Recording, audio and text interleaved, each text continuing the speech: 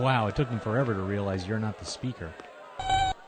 What? You do not look alike. Dear Tim and Moby, what happened after the Civil War? Did the Union and Confederacy become friends again? From Xavier. Not exactly.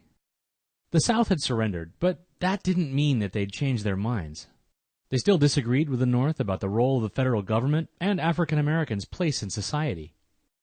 If anything, years of brutal fighting had only deepened these divisions. To make matters worse, the South was in ruins. Its cities were destroyed, and its former slaves were now homeless and jobless.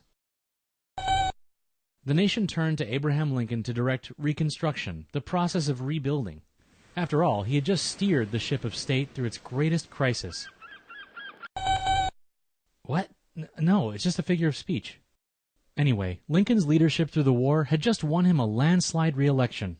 So even though politicians bickered over how to rebuild the nation, they lined up behind the popular president.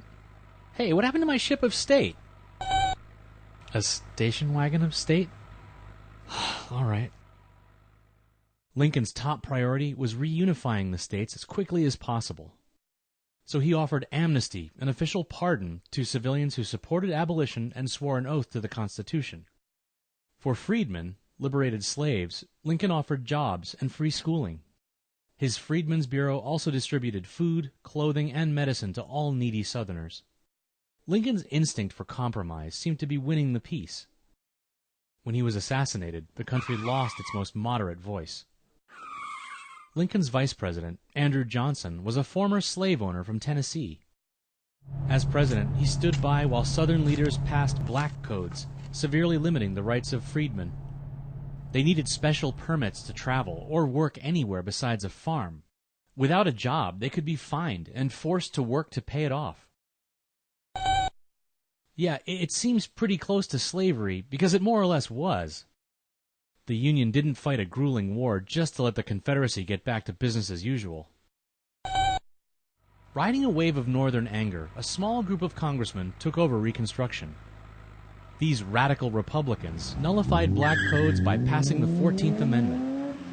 It guaranteed all the rights of American citizenship to freedmen. Congress also took control of Southern state legislatures. They installed hand-picked officials to draft laws protecting freedmen. To enforce these laws, they stationed Union soldiers across the South. The radicals' hard line translated to real changes on the ground. Literacy rose as African Americans took advantage of free schooling. Hundreds won seats in state assemblies, and 16 were elected to Congress. Well, laws alone couldn't unify the country. The South still had completely different social values. Many white people found it hard to accept former slaves as their equals. The most hateful formed a terrorist group called the Ku Klux Klan. The KKK attacked and killed political leaders and other prominent African Americans. Not all Southerners supported those tactics. But even moderates in the South saw Reconstruction officials as a threat.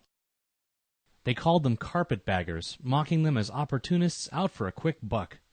And anyone who supported their programs was a scalawag, a sneaky troublemaker. Tension boiled over when the president removed a radical Republican from his cabinet. Congress impeached Johnson, accusing him of breaking the law. He managed to stay in office, but wasn't nominated to run again. His successor, Union General Ulysses S. Grant, finally brought some calm to Washington. Working with Congress, President Grant used Union troops to fight the KKK. Within a few years, all of the Confederate states accepted the 14th Amendment and rejoined the Union. But life in the South still wasn't much different than before the war. Well, jobs were tough to come by for freedmen. Most had to sharecrop on the same plantations they'd worked as slaves. They would borrow a piece of land, borrow the supplies to farm it, and hope the harvest would pay back the owners. They rarely grew enough to repay the loans, and many went into debt. Yeah, it was like a new form of economic slavery. Meanwhile, the nation grew weary of the Reconstruction project. An economic slump shifted attention away from the plight of poor Southerners, and Grant was plagued by scandals and accusations of corruption. Reconstruction ended abruptly with the presidential election of 1876. Voting results were too close to call in several southern states. The rival camps settled the dispute with the Compromise of 1877. The Republican candidate, Rutherford B. Hayes, was handed the presidency. In exchange, all troops and officials were removed from the South. Within months, politicians with Confederate values returned to power in state legislatures. To cement their control, they passed laws designed to prevent African Americans from voting.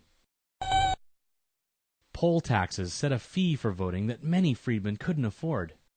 And literacy tests meant that only the educated were allowed to vote. These Jim Crow laws also set up separate public facilities for African Americans. No, they weren't equal in quality at all. The forced division of races, or segregation, became an accepted practice in the South. Generations of African Americans endured life under this system, even as many of them tried to change it. It took until the 1960s for these laws to finally be struck down. Even today, we're still dealing with the legacy of slavery in America. We have a ways to go, but we are slowly getting better. Thank you, Mr. Speaker.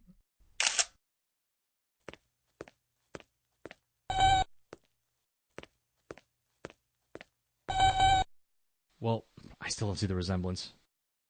Like, at all.